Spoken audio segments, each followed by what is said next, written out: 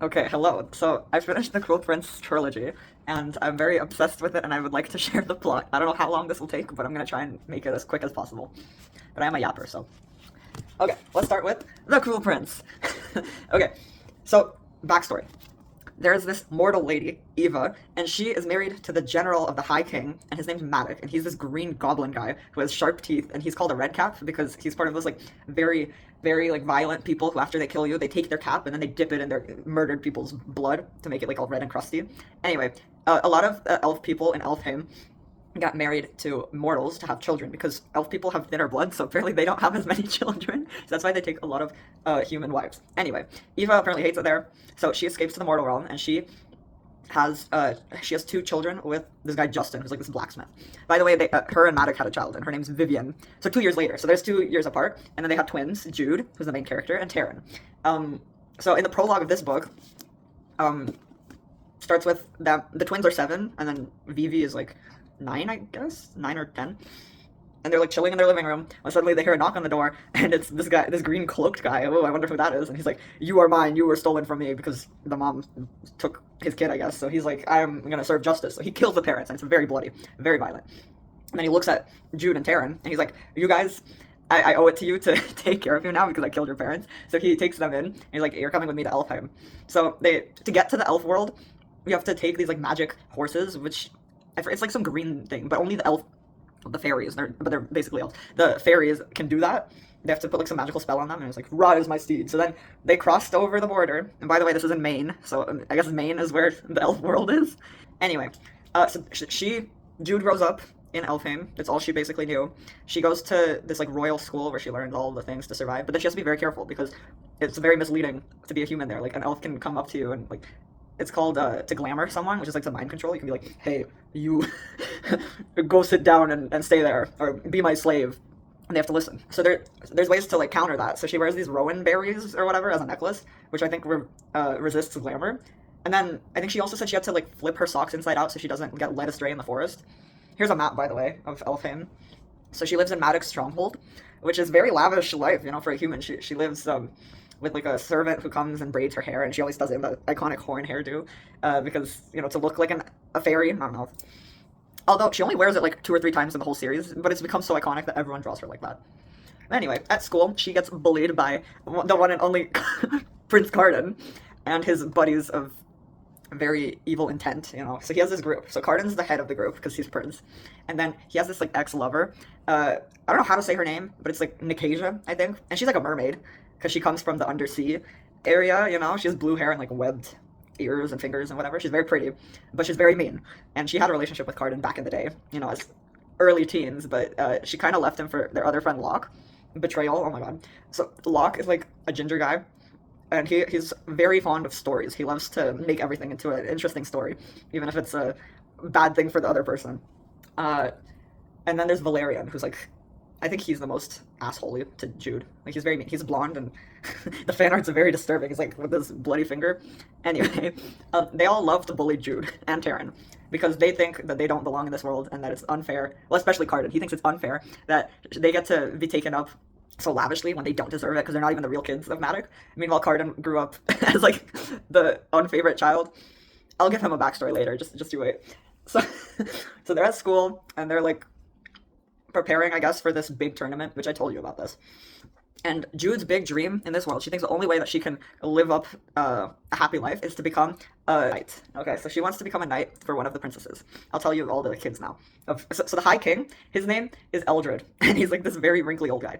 And then he has 6 kids. The oldest is Baelkin. He's the most wicked, and he lives in this castle called Hollow Hall that's like pretty close to Maddox's stronghold. I'll show you on the map. And he wants to be king because he thinks it's his rightful place as the firstborn. But no one likes him because he's kind of a bitch. Anyway, he looks the most like Harden. He's like emo, black vibes. Anyway, the secondborn is Eloin, and I think she was the nice one. Honestly, I don't remember much about the princesses, but she's the secondborn. And then there's Dane. Dane is important, so remember that name. Dane has horns and he's like blonde. He's like, honestly, he's a bad guy, but like he looks nice. It's like a front he's putting. Anyway, next is, honestly, I don't know who the next 2 are. That was 3. So then there's Raya and Kayla. Kayla? I don't know. Either one of them. Here's their pictures. They're the 4th and 5th born. Next is our buddy Carden. So all these siblings, they have different parents. The king's kind of a freak. So Carden's mom is Lady Asha, she was actually really close friends with Jude's mom, but they didn't know that until later. So Lady Asha, all she cares about is to be a part of the court and like to live lavishly. And then she magically had a child with the king, and then he's like, "Oh my goodness, this is bad. You bad."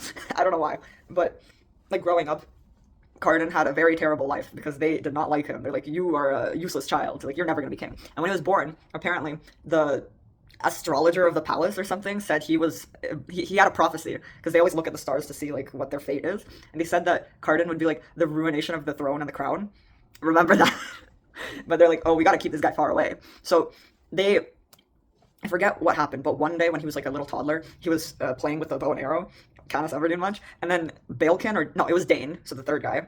He's like, "You should shoot it at that mortal. That could be funny." But then he actually like shot the mortal. It was supposed to be like at the apple at his head. So as punishment, and that mortal was the lover of the king. Yikes. So the king got very pissed, obviously. So he's like, "You are a bad child, Carden." He grew up. So he sent his mother, Lady Asha, to what the hell is that place called? Wait, I'm looking at the map. To the Tower of Forgetting, which is like the Elfhame prison.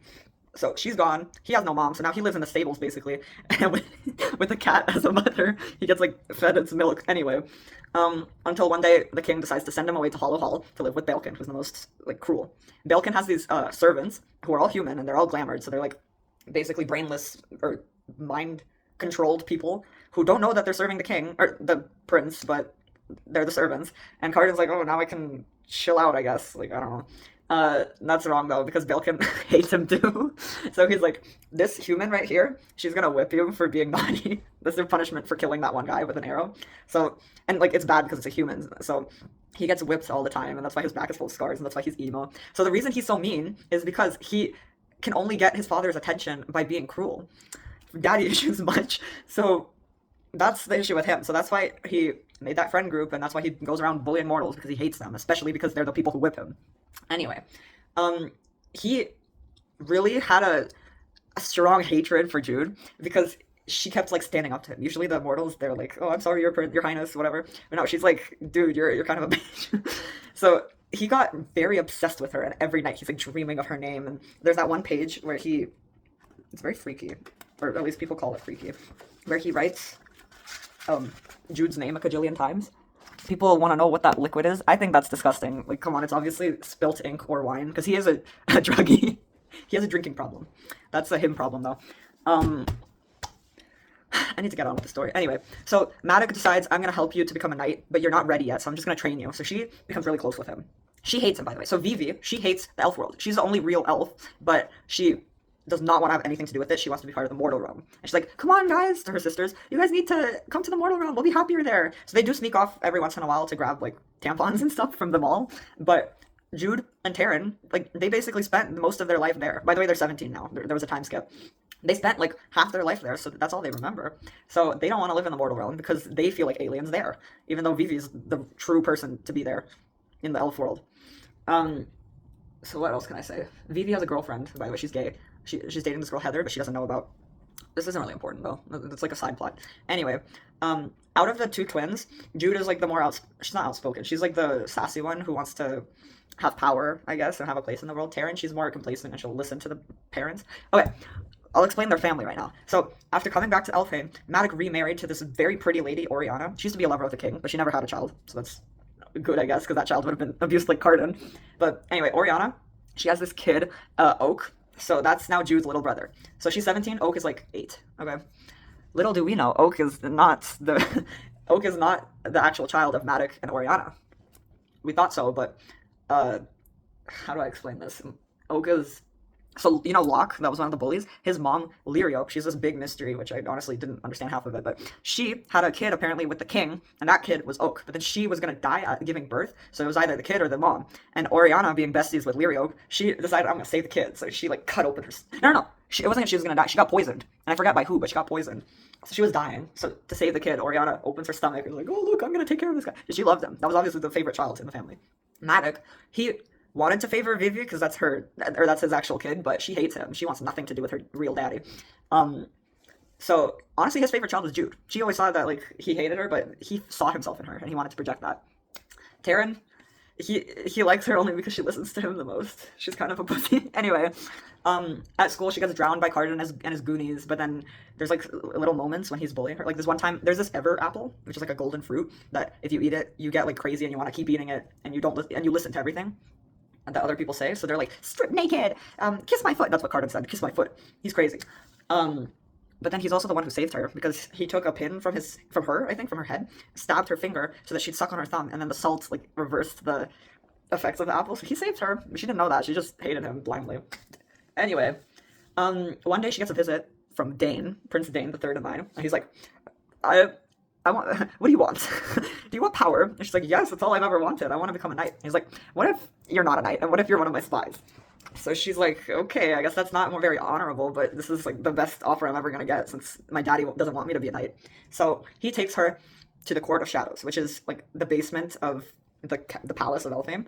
And in the Court of Shadows, she meets all the spies. So the main one is the bomb. No, it's the Roach, which is this like green goblin guy. He's very nice. And then the bomb. They have a romance, by the way, but that's like not until the third book. The bomb, as her name suggests, she really loves bombs and like making. She's kind of like Jinx. She's kind of crazy, and she has like fairy wings. She's a pixie. I think that's her race. And then there's the ghost, who's like the mysterious half mortal guy. Ooh la la. He teaches Jude how to be stealthy and how to not like lose your patience while you're waiting to do murders or assassinations. So her first murder is with the ghost. They're like hiding in a tree and they're shooting. Anyway, there's a coronation coming up.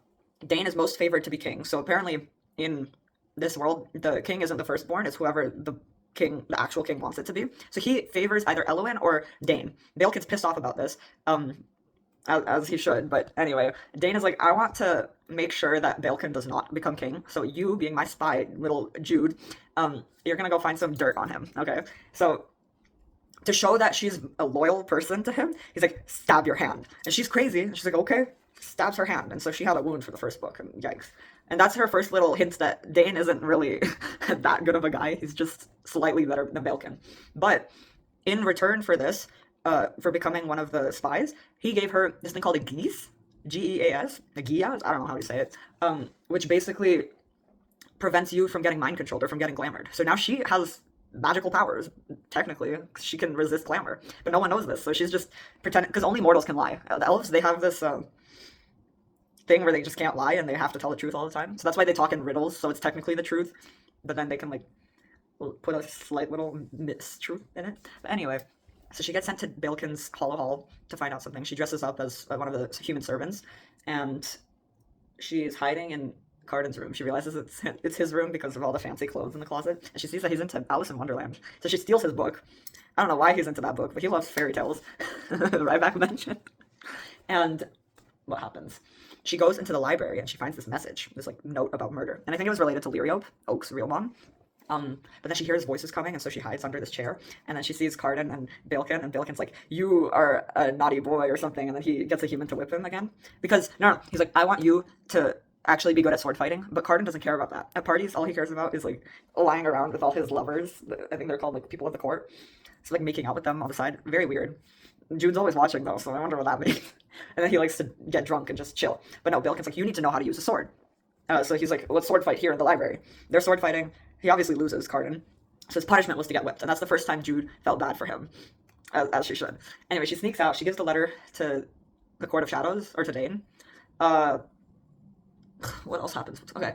I guess I can tell you. She gets into this, like, situationship with Locke, because he's, like, the only one who's nice to her, out of all the group of bullies. So every time they're bullying her, he's always the one who's, like, defending her. One time, or when she got, forced to eat that fruit and got like basically naked in her polka dot bra, he's the one who saved her and like gave her a cloak and walked her home.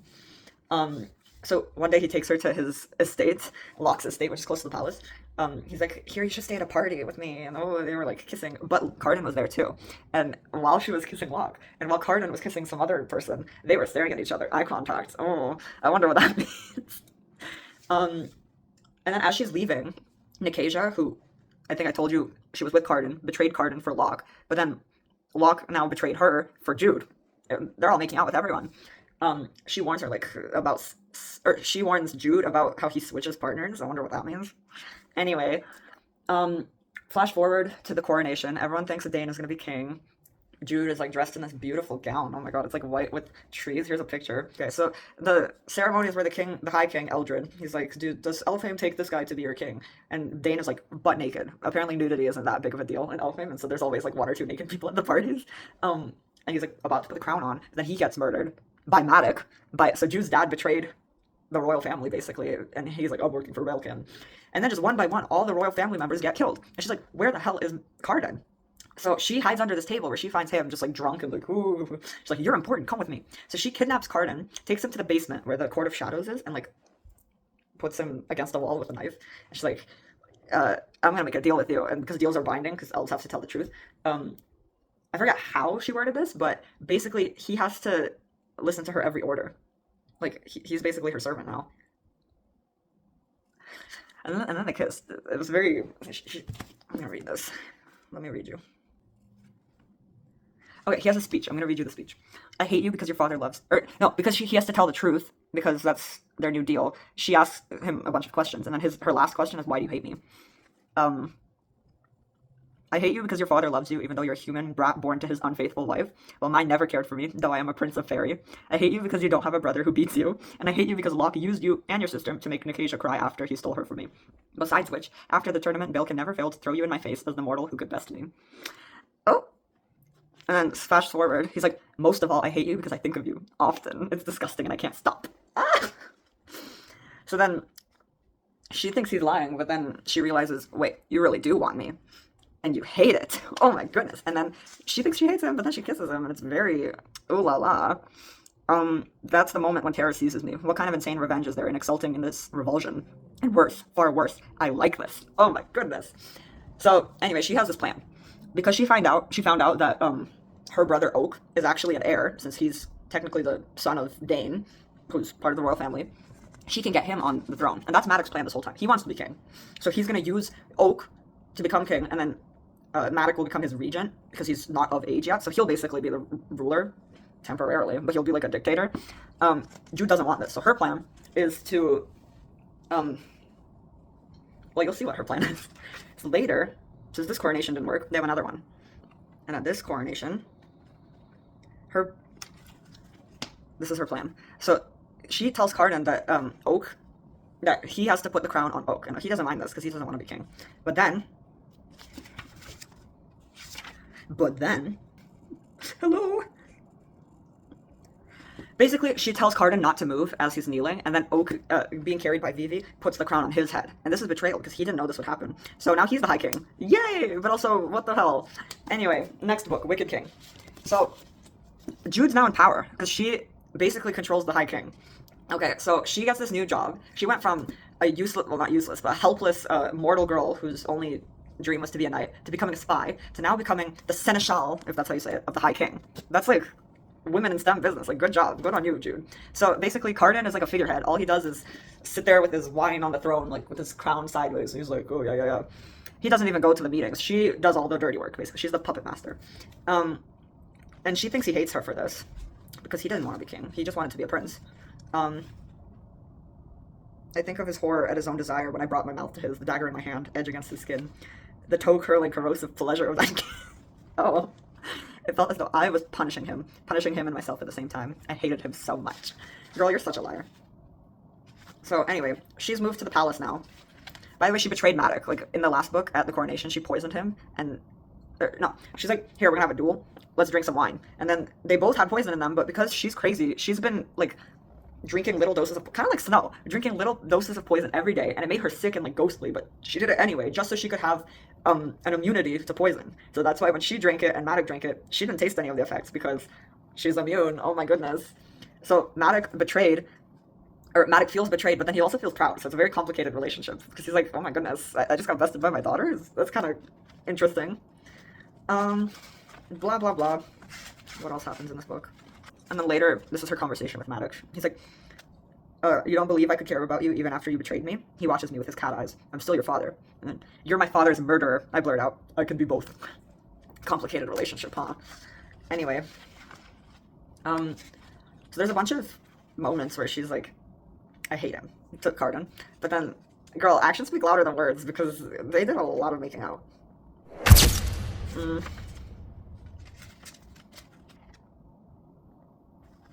They get freaky at one point. That's she was never freaky with Locke, but now with Carden, she likes it. I could tell. Anyway, the other night I cut him off. I did it for the same reason that you did, to get it out of my system. And is it? He asks. Out of your system? I look him in the face and lie. Yes. That's a lie. If he touches me, if he even takes another step towards me, my deceit will be exposed. I don't think I can keep the longing off my face. She's funny. Anyway, this book's kind of crazy because then, so you remember the ghost? He's like her mentor, kind of, in the Court of Shadows. Then he betrays her. He's at one point, he like gets her unconscious, but as she's fading into unconsciousness, he's like, "I serve Dame, not you." And then she wakes up under the sea, like a Little Mermaid style. Oh my goodness. And it's kind of like The Little Mermaid, where it's all these like mermaid people and they ride sharks and it's like an underwater palace. But she has this like magical spell put on her so she could breathe underwater, but it still hurts.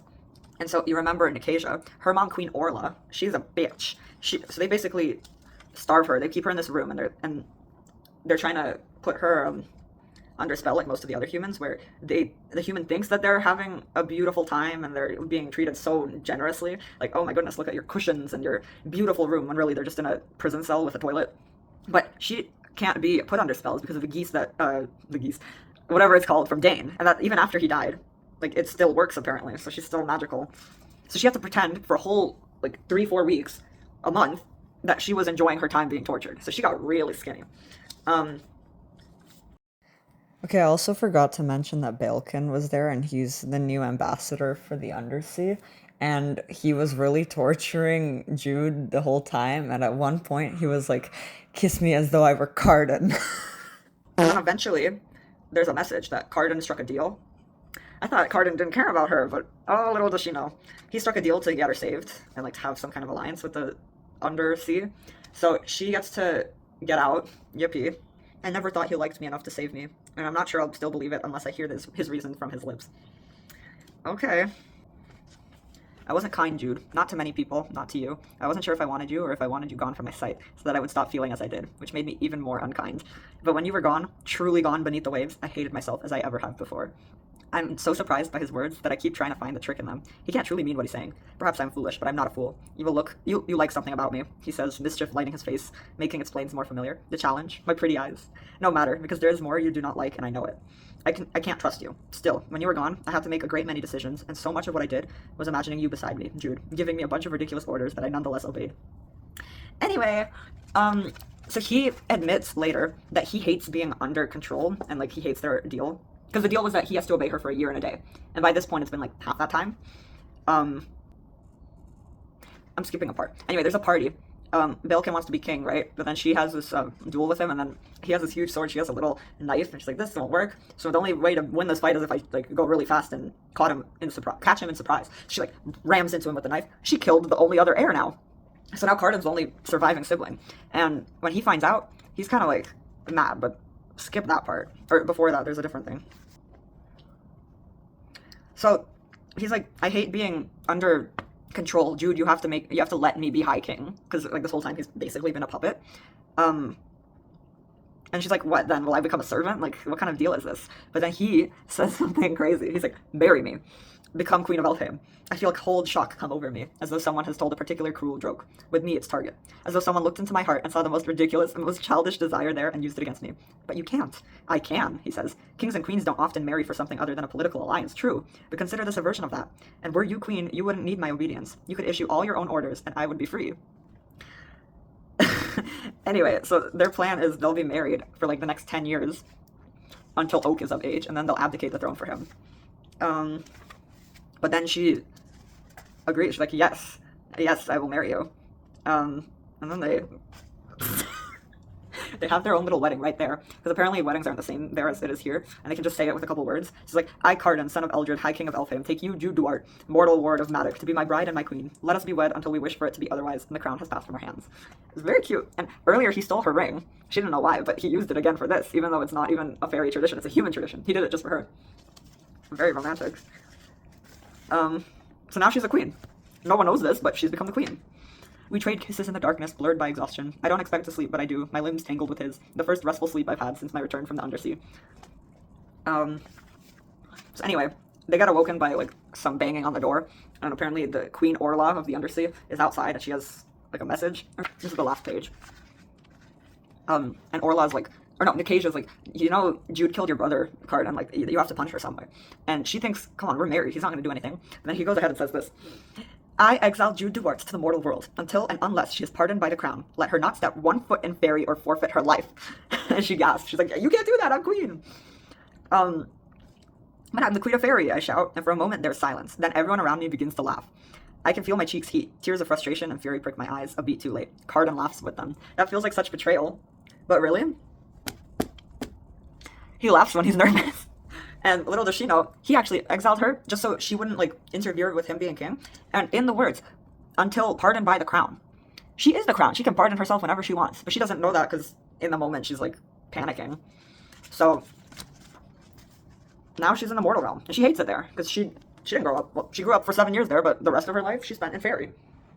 So she's pissed off at Carden. They went from enemies to allies to enemies to lovers and now back to enemies, but it's one-sided.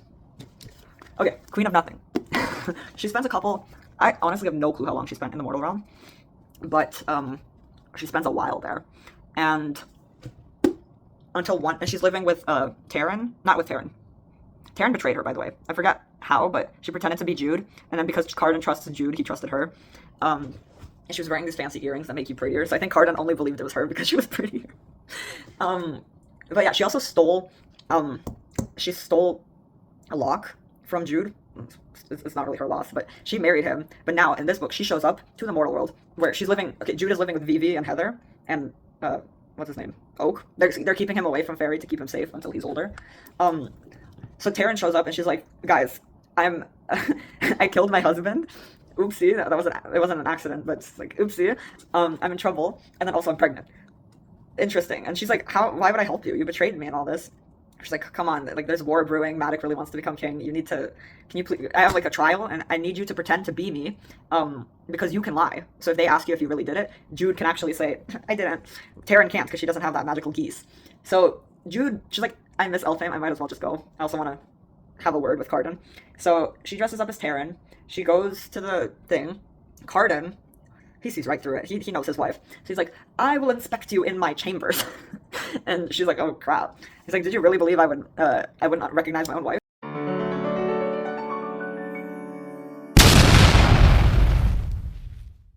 But then they were about to talk and finally like come eye to eye so he could explain about the whole exile thing. When suddenly there's this whole like coup, I think it's called, like COUP, against the king that was like held by Madoc, and then thinking it's Taryn, the twin, they kidnap her and take her to, as the cover suggests, to this like snowy mountain, where they're having a camp and they're preparing to seize the kingdom. And Madoc has this court of teeth, I think, which is like the most evil, ruthless of the smaller courts of all the... Anyway, he doesn't know that it's actually Jude until a little while later. But anyway, I'm skipping. Whatever, boring in details. Carden comes to save her with the ghost because he's actually becoming a spy himself. Like, he's kind of besties with the spies. They were all teaching him all their tricks, how to protect himself. And remember in the first book when she had him captive in the basement, when she went to go somewhere else, she's like, guys, keep an eye on him, make sure he doesn't escape. She comes back and he's like playing poker with them. So it was kind of a cute relationship. But anyway, she finds the ghost again and she saves him even though he betrayed her in the second book because... I don't know. I forgot why she doesn't, or why she trusts him again.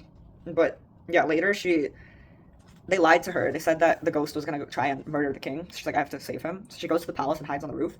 But then she finds out that was like a trap. And then she falls onto the dinner table. Oh yeah. And then she falls onto the dinner table and Carden's there too. And all these other court people, they're like, oh my goodness, she broke the exile. You have to punish her. And she's like, no, I'm the queen. And they're like, no, you're a liar. You're a dirty, mortal liar. I feel a guard's hand close on my arm. Then Carden's voice comes. Do not touch her. It's my favorite trope. A terrible silence follows. I wait for him to pronounce judgment on me. Whatever he commands will be done. His powers is absolute. I don't even have the strength to fight back. Whatever can you mean? Randallin says. It's one of the court people. She is my wife. Carden says, his voice carrying over the crowd. The rightful High Queen of Elfame, and most definitely not in exile. Okay. Very cutesy. So anyway, they become closer, obviously, because now they're, like, sleeping in the same room because they are king and queen. It is kind of awkward at first. Like he's too scared to sleep in the same bed. So whenever she falls asleep, she wakes up to see he hasn't even been there. So she's kind of growing nervous. Like, what if he's still with his court people, like lying around and being a freak? Um, hmm.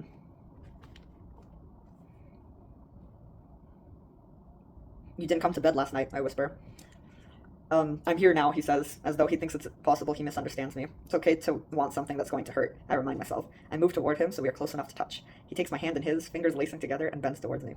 There's plenty of time for me to pull away from the kiss, but I don't. I want him to kiss me. My weariness evaporates as his lips press against mine, over and over, one kiss sliding into the next. You look like a knight and a prince in a story tonight, he says softly against my neck. Possibly a filthy story. I kick him in the leg and he kisses me again hard. Anyway, they get freaky. It's very cute, honestly. My sweet nemesis, how glad I am that you returned. They're so cute, honestly. Like, I liked when they were like enemies and doing this, but now that he's actually like pulling down his walls and admitting his feelings, it's so cute. And here's his confession. Actually, he says it. It's you I love. He says, I spent much of my life guarding my heart. I guarded it so well that I could behave as though I didn't have one at all. Even now, it is a shabby, worm-eaten, and scrabber's thing, but it's yours.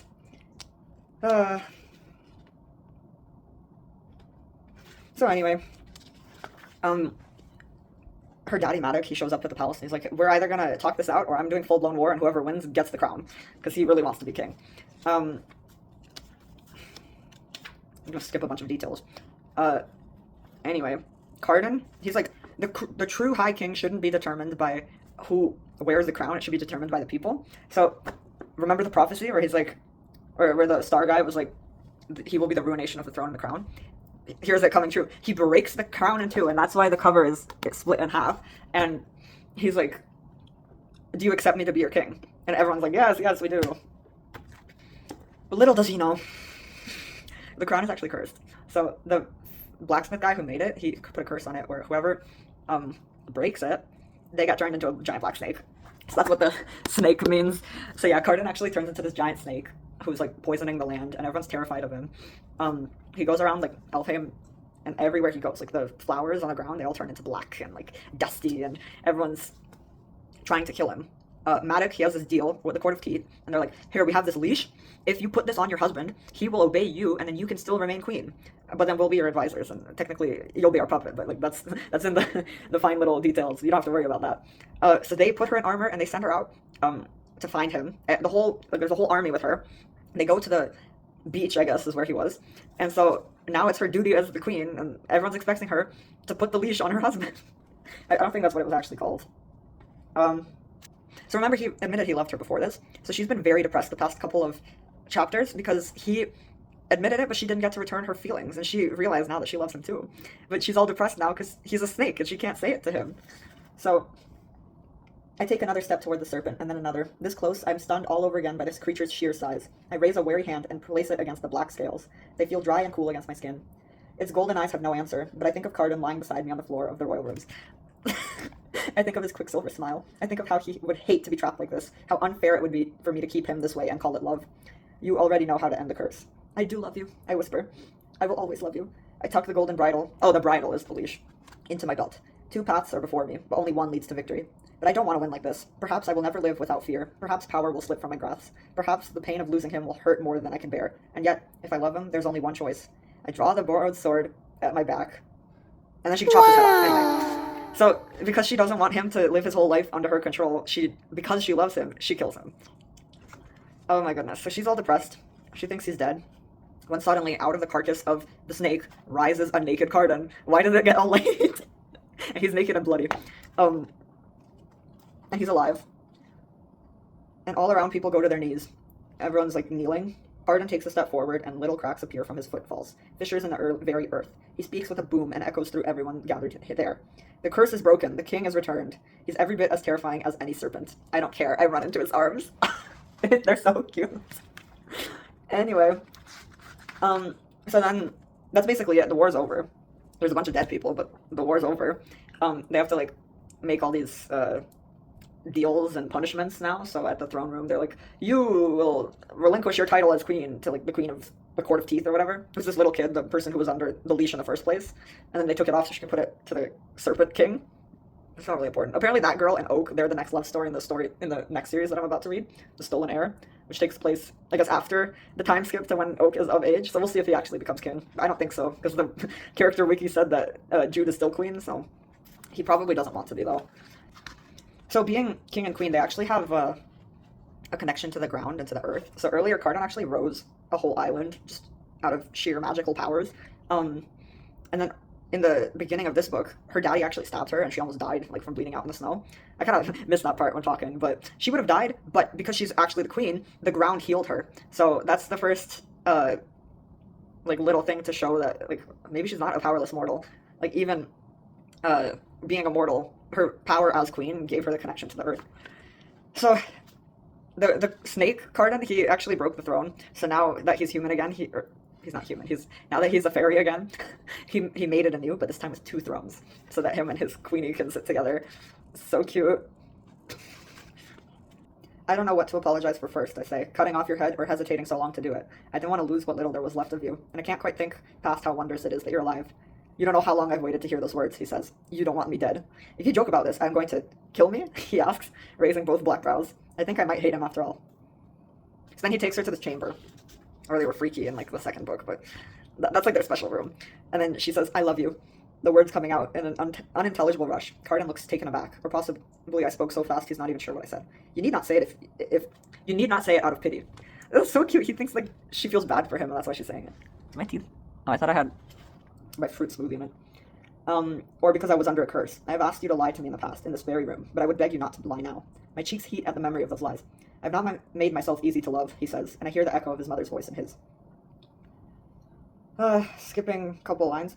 I first started liking you when we went to talk to the rulers of the low courts, I say. You were funny, which was weird. And when we went to Hollow Hall, you were clever. I kept remembering how you'd been the one to get us out of the brew after Dane's coronation, right before I put the knife to your throat. He doesn't try to interrupt, so I have no choice but to barrel on. After I tricked you into being the High King, I say, I thought once you hated me, I could go back to hating you, but I didn't. And I felt so stupid. I thought I could get my heart broken. Or I would get my heart broken. I thought it was a weakness that you would use against me. But then you saved me from the undersea when it would have been much more convenient to just leave me to rot. After that, I started to hope my feelings were returned. But then there was the exile. I take a ragged breath. I hid a lot, I guess. I thought if I let myself love you, I would burn like a match, like the whole matchbook. But now you've explained it, he says, and you do love me. I love you. I confirm, because I am clever and funny, he says, smiling. You didn't mention my handsomeness. Or your deliciousness, I say. Although those are both good qualities. He pulls me to him so that we're both lying down on the couch. I look down at the blackness of his eyes and the softness of his mouth. I wipe a fleck of dried blood from the top of one pointed ear. What was it like, I ask, being a serpent? He hesitates. It was like being trapped in the dark, he said. I was alone and my instinct was to lash out. I was perhaps not entirely an animal, but neither was I myself. I could not reason. There were only feelings, hatred and terror and the desire to destroy. I start to speak, but he stops me with a gesture. And you, he looks at me, his lips curving into something that's not quite a smile. It's more and less like than that. I knew little else, but I always knew you. And then he kisses me. I feel as though I can finally breathe again. They're so cute. But yeah, their punishment for Madoc in the epilogue is that he has to relinquish his title, I guess, and he has to live the rest of his days in the mortal realm. Poor guy. Anyway, because she didn't want to kill him. Like, even if he's a ruthless killer, he's still her daddy. And they have that connection. And then they go to the mortal realm and they get some pizza. So yeah, Cardon gets some pizza. And wait, let me read the last line.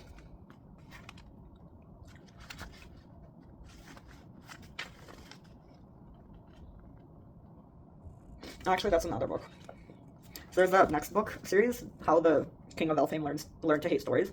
It's basically his backstory and his perspective. But then there's also a scene that takes place after this epilogue in the mortal realm, where he's the one who goes out to a crazy quest.